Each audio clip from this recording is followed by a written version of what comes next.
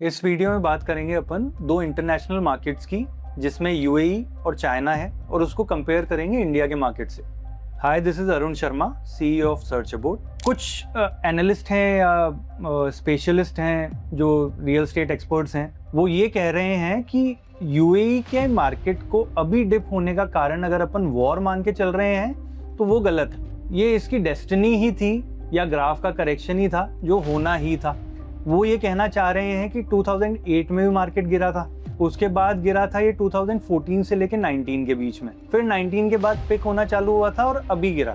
तो ये ग्राफ का करेक्शन ही है, क्योंकि दुबई प्रॉपर्ली माइग्रेशन से या फॉरेन इन्वेस्टमेंट से ग्रो हो रहा है, टोटली डिपेंडेंट है फॉरेनर्स। वहाँ का जो लोकल क्राउड है वो तो ऑलरेडी रह ही रहा है, या आप बोलो तो वहाँ ऐसा तो कोई डेवलपमेंट या फिर उनकी पॉपुलेशन ग्रोथ बहुत ज़्यादा बढ़ नहीं रही है जिसकी वजह से वहाँ रियल एस्टेट की इतनी रिक्वायरमेंट हो।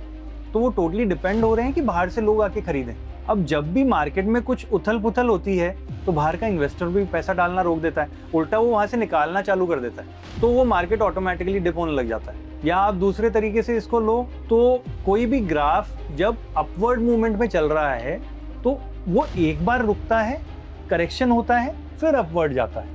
ये हर ग्राफ की स्टोरी है।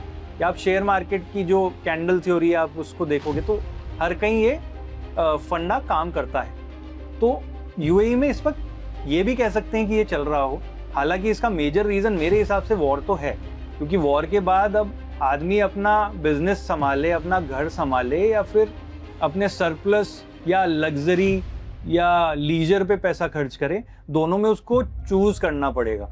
तो ऐसे टाइम पे आदमी चूज करता है कि वो अपने फंडामेंटल स्ट्रॉन्ग रखे ताकि उसको परेशानी नहीं आए, तो अपने लीजर और लग्जरी पे खर्च करना कंपैरेटिवली कम कर देता है। इस वजह से दुबई में अभी फिलहाल इन्वेस्टमेंट रुक गया है, उल्टा लोग वहाँ से एग्जिट भी कर रहे हैं। इस वजह से वहाँ पे प्राइजेस भी थोड़े डाउन हो गए। अब दूसरी बात करते हैं अपन चाइना के मार्केट की। चाइना में रियल एस्टेट डिप पे है और प्राइजेस इतनी डाउन हो गई है कि जो अपने रियल एस्टेट एक्सपर्ट्स हैं वो ये कह रहे हैं कि ये प्राइजेस वापस चली गई 2005 से 2007 वाले टाइम पे, जिसका मेजर कारण जो मुझे ये लगता है, चाइना कंटिन्यूसली अपने रियल एस्टेट मार्केट को सराउंड कर रहा था बिजनेसेस के अराउंड। वो कैसे? वो ऐसे कि चाइना ने प्लान किया हुआ था कि जहाँ पे गारमेंट्स का बिजनेस चल रहा है ना, वहाँ पूरा इकोसिस्टम गारमेंट से रिलेटेड ही हो। वहाँ लोगों के रहने की जगह के लिए रेसिडेंशियल डेवलपमेंट था, या जहाँ पे ऑटोमोबाइल डेवलप हो रहा है, या जहाँ लाइट्स हैं, एलईडीज़ हैं, तो उधर इकोसिस्टम उसके हिसाब से डेवलप हो। तो आप वहाँ इर्द गिर्द देखोगे या पूरे एरिया में देखोगे तो लोग सब वही रह रहे होते हैं जो उस पर्टिकुलर बिजनेस में इन्वॉल्व हैं, चाहे वो बिजनेस ओन करते हों, चाहे वो वहाँ पे जॉब करते हैं। तो रियल एस्टेट उस हिसाब से डेवलप हो रहा था।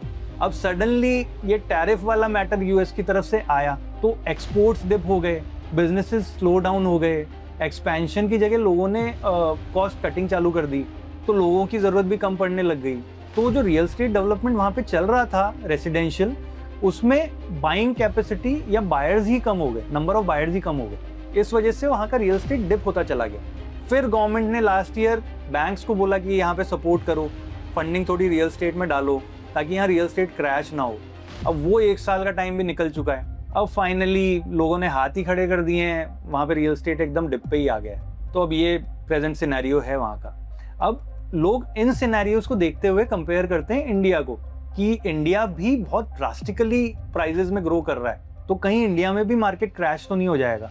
तो मैं आपको ये कहना चाहूँगा, इंडिया का मार्केट आत्मनिर्भर है। इंडिया में शुरू से ही पैरेलल इकोनॉमी थी। आपने डीमोनेटाइजेशन के टाइम पे भी देखा होगा, अदर कंट्रीज में भी कुछ में पहले डीमोनेटाइजेशन हुआ है, पर वहाँ के मार्केट की क्या स्थिति हुई थी और हम फिर भी स्टेबल रहे। पब्लिक थोड़ी अनईजी हुई, अनकंफर्टेबल हुई, लोगों को बैंक्स के चक्कर लगाने पड़े और थोड़ी परेशानियां हुई, पर मार्केट गिरा नहीं, डेड नहीं हुआ। उसका कारण ये था कि अपने पास पैरेलल इकोनॉमी है, हम लोग आत्मनिर्भर हैं। पूरे तरीके से नहीं तो पार्शली, या एटलीस्ट 50% तो आप मान ही सकते हो। हमारी पॉपुलेशन मोर देन 150 करोड़ की है। हमारी खुद की ही डिमांड इतनी ज़्यादा है कि हम बाहर के लोगों पे डिपेंड हैं ही नहीं। आज किसी की 50,000 की सैलरी है तो 25,000 के किराए पे मकान पे रहता है, या 25,000 की ईएमआई वाला मकान ले लेता है।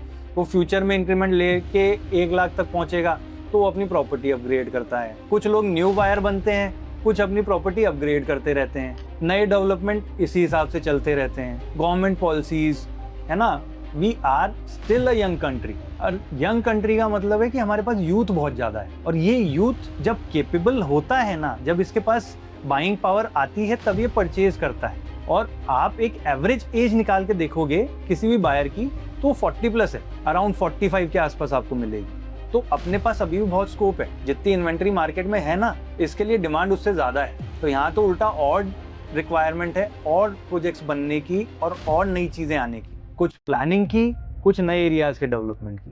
तो अपने मार्केट को आप इन मार्केट से कंपेयर मत करो। अपना जो लैंड एरिया है वो लिमिटेड है, लोग बहुत ज्यादा है, तो यहाँ तो डिमांड हमेशा रहेगी और मार्केट अप्रिशिएट ही होता रहेगा। For more such videos please follow search about.